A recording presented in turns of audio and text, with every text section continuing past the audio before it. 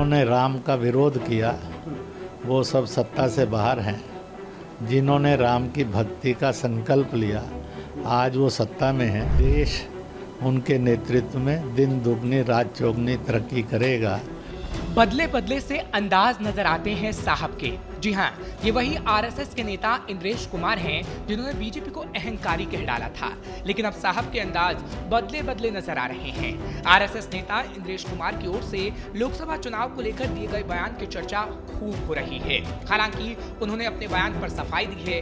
BJP के चुनाव प्रदर्शन को अहंकार से जोड़ने वाली उनकी टिप्पणी पर विवाद खड़ा होने के बाद इंद्रेश कुमार ने विवाद को कम करने की कोशिश की है और कहा कि जिन लोगों ने भगवान राम का विरोध किया था वो हार चुके हैं। जिन्होंने राम का विरोध किया वो सब सत्ता से बाहर हैं।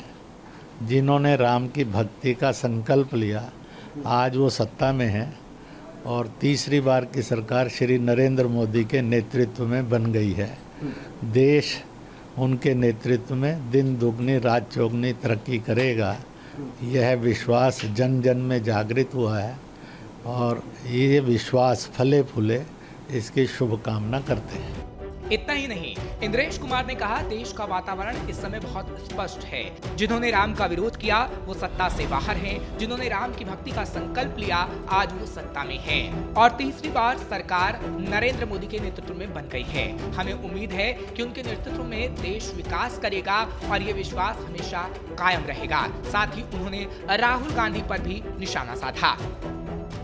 राहुल ने ये घोषणा की थी कि मैं लिख कर देता हूँ कि 4 तारीख को देश के प्रधानमंत्री नरेंद्र मोदी नहीं होंगे। केजरीवाल ने कहा था कि मैं लिख कर देता हूँ इतना आंकड़ा जो है इंडी अलायंस का आएगा। तो वो उनकी घोषणाएं हैं पॉलिटिकल स्टाइल की। अब इसको आप जो भी शब्द देना चाहे दे सकते हैं।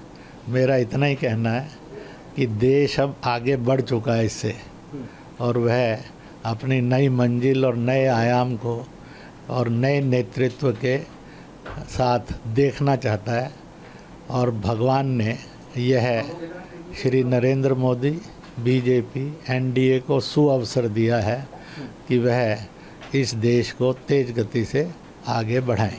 दरअसल लोकसभा चुनाव में इस बार 240 सीटों के साथ बीजेपी सबसे बड़ी पार्टी बनकर उभरी और पार्टी ने एनडीए सहयोगियों के साथ मिलकर सरकार बनाई। इस बार के चुनाव में बीजेपी की सीटें साधारण बहुमत से 32 कम थीं। इस वजह से विपक्ष ने दावा किया कि जनता ने नरेंद्र मोदी के नेतृत्व के खिलाफ वोट किया है।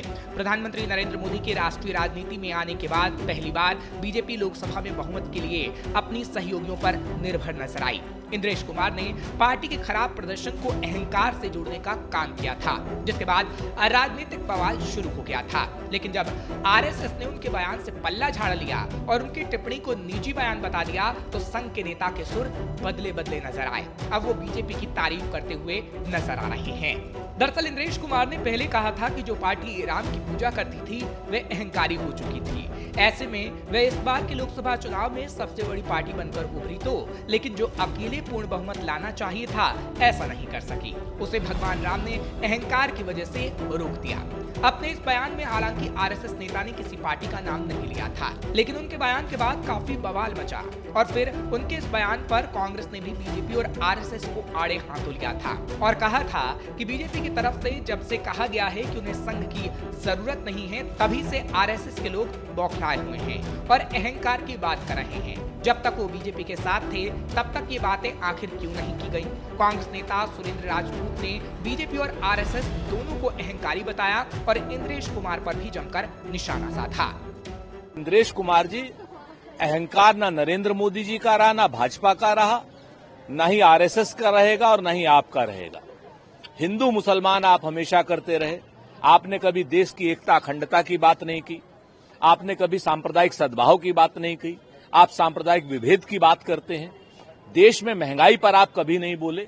देश में मजदूरों की समस्या पर आप कभी नहीं बोले। देश में किसान आंदोलन हुआ, 700 से ज्यादा किसान शहीद हो गए, आप नहीं बोले। अब भारतीय जनता पार्टी जब आपको त्याग रही है और उसने स्पष्ट कह दिया उनके राष्ट्रीय अध्यक्ष ने कि अब उन्हें आरएसएस की आवश्यकता नहीं है, तब आप इधर उधर चिल्ला रहे हैं। इन सब बातों का कोई मतलब नहीं है। जनता के हितों की बात कीजिए, अपने हितों की नहीं। फिलहाल ये कहा जा रहा है कि बीजेपी और संघ के बीच कुछ भी ठीक नहीं चल रहा है और इसलिए संघ बीजेपी के खिलाफ बयानबाजी कर रहा है।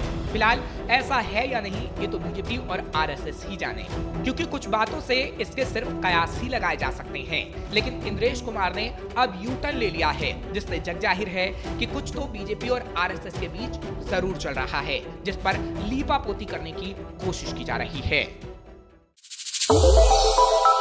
श्रेष्ठ भारत पर खबरों से जुड़े रहने के लिए चैनल को सब्सक्राइब और लाइक करें, बेल आइकन दबाएं और देखते रहें श्रेष्ठ भारत।